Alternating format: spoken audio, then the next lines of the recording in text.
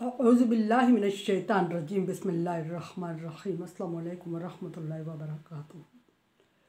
सूरह हज है मेरे सामने और सूरह हज की आयत नंबर 52 है, पारा नंबर 17 है और रुकू नंबर 14 है।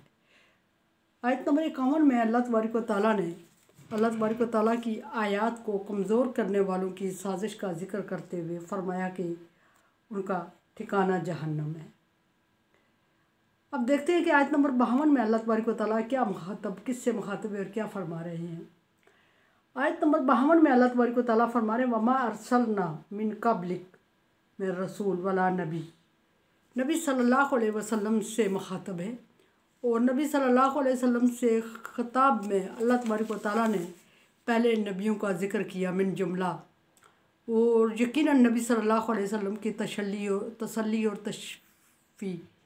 शफ़ी मकसूद है कि अल्लाह तबारक व तआला नबी सल्लल्लाहु अलैहि वसल्लम को जब तसल्ली देते हैं तो हर दफ़ा पिछले किसी नबी का वाक़या किस्सा बयान करके उसके साथ होने वाली मुश्किलात और साजिशों का जिक्र फरमाते हैं। और इन साजिशों का जिक्र फरमाने का मकसद ये होता है कि नबी सल्लल्लाहु अलैहि वसल्लम को तसल्ली हो कि मुझसे पहले पैगम्बर ऐसे मसाइब और दुख बर्दाश्त कर चुके हैं। फिर दूसरा मकसद ये होता है कि उससे नबी सल्लल्लाहु अलैहि वसल्लम हिदायत पाएँ, रहनुमाई लें कि जब मुझसे पहले पैगम्बरों पर इस तरह के वाक़यात, इस तरह की मुश्किलात आई थी तो मुझसे पहले पैगम्बरों ने क्या तरीका इख्तियार किया था, किस तरह इन हालात और मसाइब का मुकाबला किया था और किस तरह अपने आप को संभाला था। इस तरह के तजुर्बात से आप सल्लल्लाहु अलैहि वसल्लम मुस्तफ़ीद होते थे।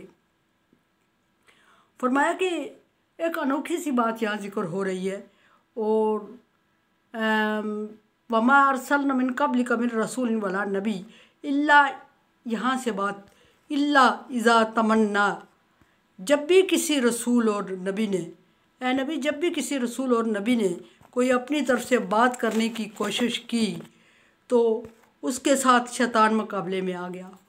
और कोई अपनी तरफ से नहीं, अल्लाह की आयत बयान करने की कोई किसी जगह कोशिश की तो हर दफ़ा ऐसा ही हुआ कि शैतान उसके मुकाबले में आ गया। और डेफिनेटली जब शैतान मुकाबले में आ गया तो किसी नबी के इख्तियार में भी ये नहीं था कि वो उसको रोक सके। अल्लाह तबारक व तआला जब ना रुकवाए तो कोई नबी भी उसको अपने सामने आने से रोक नहीं सकता। अक्सर लोगों को कहते हुए ये सुना गया है कि हमारे पास शैतान नहीं आता, हम शैतान से दूर हैं। ऐसा नहीं है। ये बात है कि अगर पैगम्बरों के पास शैतान हमला आवर होता है, वलियों के पास, नबियों के पास होता है, तो फिर आम बंदा कोई भी हो, कितने ही किसी बड़े स्टेटस का मालिक हो, कितना ही मुत्तकी और परहेज़गार हो, उस पर शैतान का अटैक ज़रूर होता है। ये मुमकिन नहीं है कि कोई बंदा परहेज़गार हो, अहले इल्म हो और अहले दानिश हो और उससे कोई गलती ख़ता सरजद ना हो, क्योंकि गलती और ख़ता इंसान का वतीरा है। और दूसरी बात यह कि शैतान का एक मिशन है जिसमें कभी कभार वो कामयाब हो ही जाता है। और गलती और ख़ता जब करवाता है शैतान तो उसका मकसद ये होता है कि वो बड़े मुकाबले पे है, और जब मुकाबले पे होता है तो कहीं ना कहीं जब भी नबी हो, पैगम्बर हो, वली हो या कोई दानिश्वर हो, कोई भी हो, वो उसकी जद में एक ना एक दफ़ा आ ही जाता है। और जब वो उसकी जद में एक ना एक दफ़ा आ ही जाता है तो उससे वो ख़ता सरजद हो जाती है।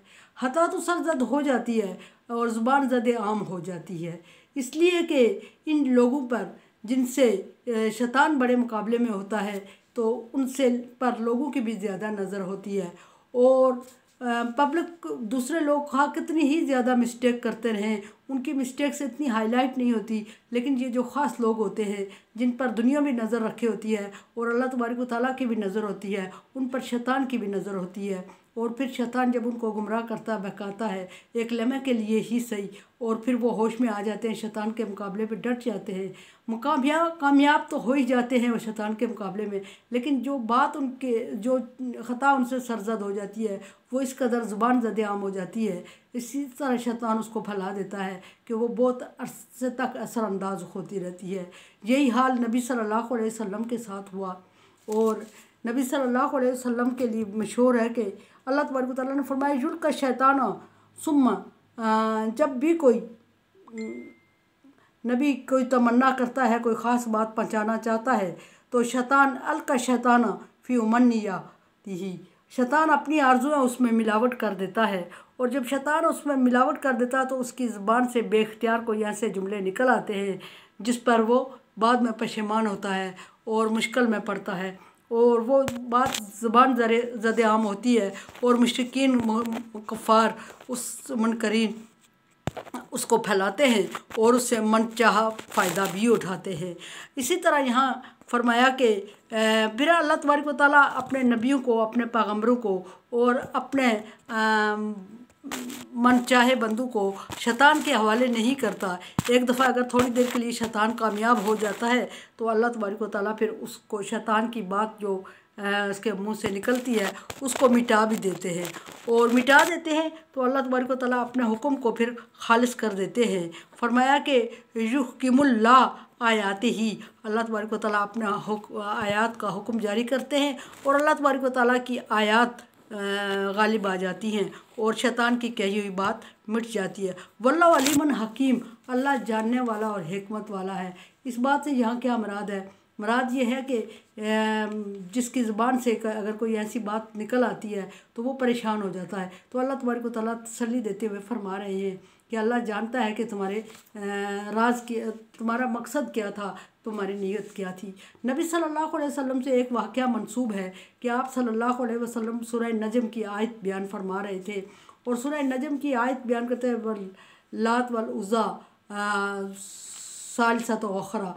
जब आप सल्लल्लाहु अलैहि वसल्लम ने ये बात आयत बयान फरमाई तो आपके साथ मुशरिकीन और मुसलमान सारे बैठे हुए थे, सारे सजदे में आपके पीछे नमाज में थे या आपके इर्द गिर्द थे।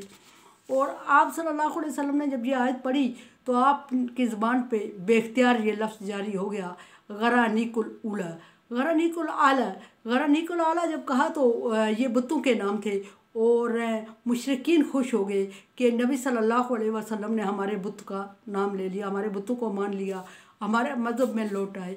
वो पहले भी इस तरह की बातें करते थे कि ये यहूदियों और ईसाइयों का इतना ख़िलाफ़ नहीं है जितना हमारे बुतों का ख़िलाफ़ है या हमारे ख़िलाफ़ बोलता है।